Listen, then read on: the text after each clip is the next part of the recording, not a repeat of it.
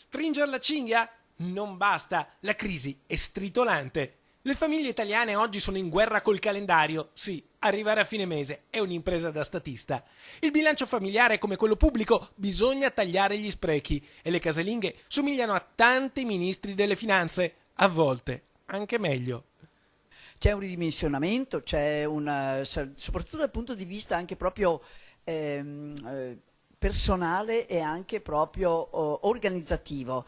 Il Veneto è in linea con i dolori del paese. Le tasse sono sempre più salate, con un conto che nel 2012 è cresciuto di 288 euro a testa.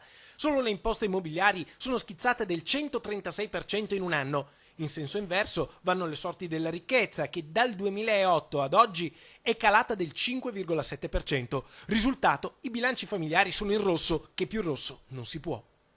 I bilanci sono stati tagliati da tasse, da cassa integrazione, da disoccupazione. Per fortuna ci sono i risparmi degli anni del boom, adesso cominciamo a intaccarli finché durano. Da parte loro le casalinghe tagliano dove possono e anche dove non si può. I trasporti pesano il 13,8% sui bilanci familiari. Si torna alla bicicletta e al tram e infatti l'acquisto di benzina è calato del 10%. Ma i sacrifici mica finiscono qui.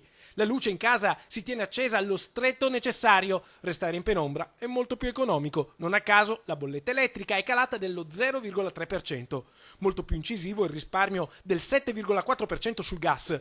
Un maglione in più e il riscaldamento spento. Eppure tutto inutile, il rialzo dei prezzi ha vanificato con gli interessi ogni sacrificio. E allora proviamo con la dieta. Mangiamo più spaghetti e meno carne. E poi aboliamo il cinema con un bel meno 7,3% nel 2012 e la cultura con i musei che perdono il 5,7%.